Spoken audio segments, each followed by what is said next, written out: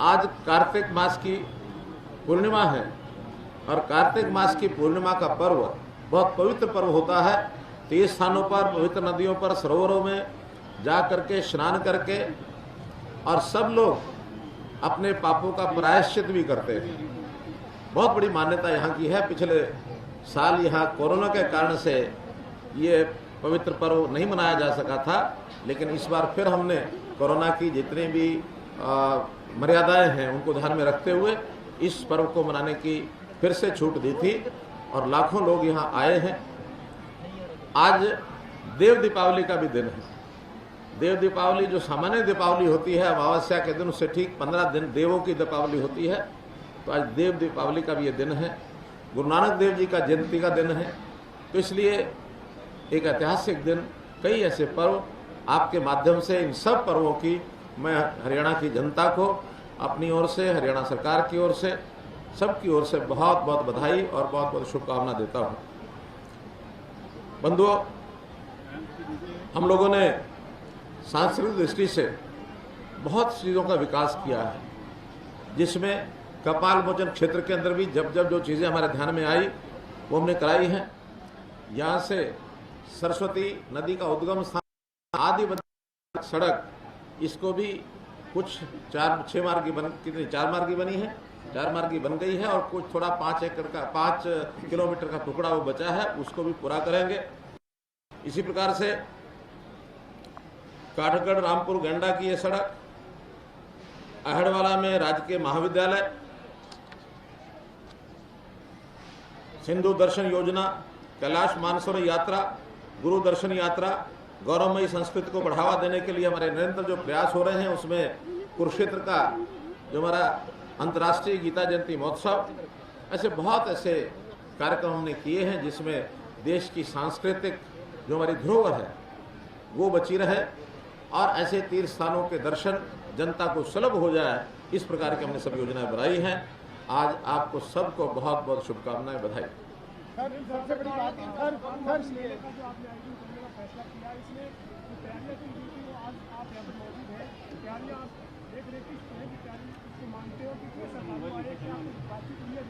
पिछले वर्षों में तो लगातार जब ये मेले की शुरुआत होती थी और मेले के अंत तक कई प्रकार की व्यवस्थाओं की शिकायतें बनी रहती थी, लेकिन मैं बधाई दूंगा यहाँ के एडमिनिस्ट्रेशन को, यहाँ के डिप्टी कमिश्नर को, यहाँ के सुप्रीडेंट पुलिस को, जिन्होंने इस बार की तैयारियां बहुत अच्छी कराई। पानी भी पर्याप्त मात्रा में सभी सरोवरों में भरा गया और कोई शिकायत हमारे पास इस अवसर में नहीं आई है।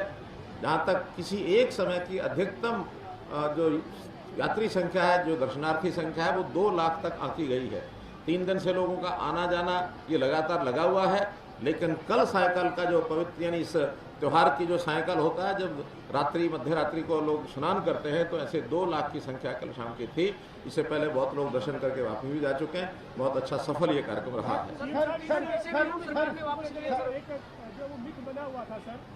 यहाँ पर मुख्यमंत्री या फिर सरकार नेता नहीं आते हैं, क्योंकि यहाँ आते हैं तो उसके बाद वो दोबारा विधानसभा नहीं जा पाते। ये ठीक है कि समाज में कुछ चीज़ों का अंधविश्वास होता है, लेकिन कम से कम मेरे जैसा व्यक्ति ऐसे किसी अंधविश्वास पर विश्वास नहीं करता।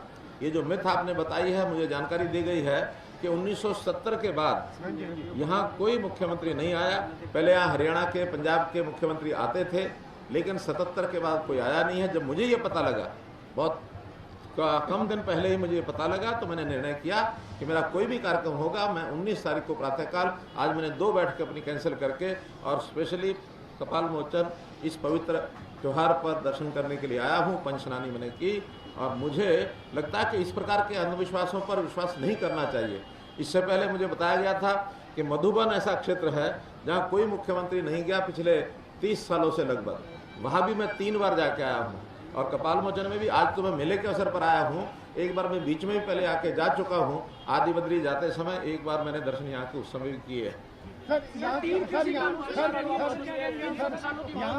क्या चीज जो आपके विचाराधीन है? गुरुद्वारा है, मंदिर है, 3-4 चीजों का संगम है। भाई किसी कानून में पूछ लेंगे, मुझे पता है 2 मिनट है सर। ये तो यहाँ गुरुद्वारा है, मंदिर है, का नंबर इस बात किस तरीके से देखते हैं कि पवित्र तीर्थ स्थल है जहाँ पर सभी संगम एक साथ हैं, और इसके डेवलपमेंट को लेकर कोई योजना बनाएंगे सर आगे इसको और ज़्यादा टूरिज्म के लिहाज से भी और आस्था के लिहाज से भी? देखिए, जैसे सभी समाज के अन्य अन्य वर्गों के ये तीर्थ स्थान यहाँ बने हुए हैं, गुरुद्वारे बने हैं, मंदिर बने हैं। समाज की एकता का स्वरूप जो वास्तव में यहाँ दिखाई देता है, ये बहुत ही अद्वितीय है।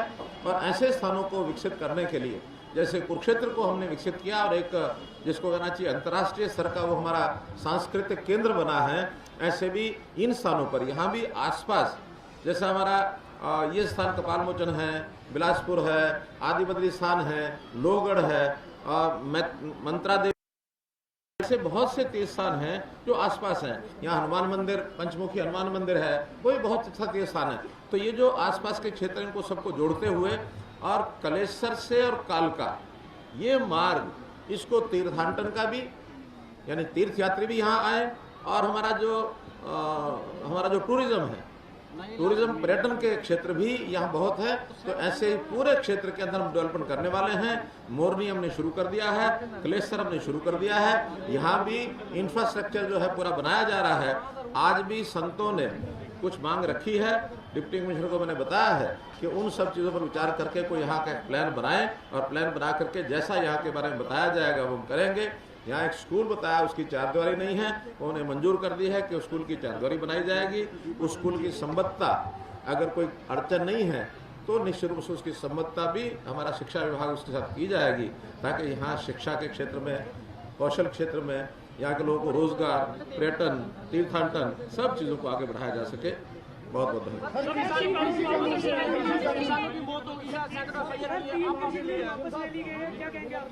देखिए, मुझे अभी यहाँ हेलीकॉप्टर से उतरते ही जानकारी मिली है, और मैंने चूंकि पूरा भाषण प्रधानमंत्री जी का भी सुना नहीं है, यहाँ से जाने के बाद तुरंत उस भाषण को सुन करके और 12 बजे इसके ऊपर मैं स्पेशली मैंने बताया 12 बजे इस सारी की जानकारी चंडीगढ़ पहुँचते ही सबसे पहले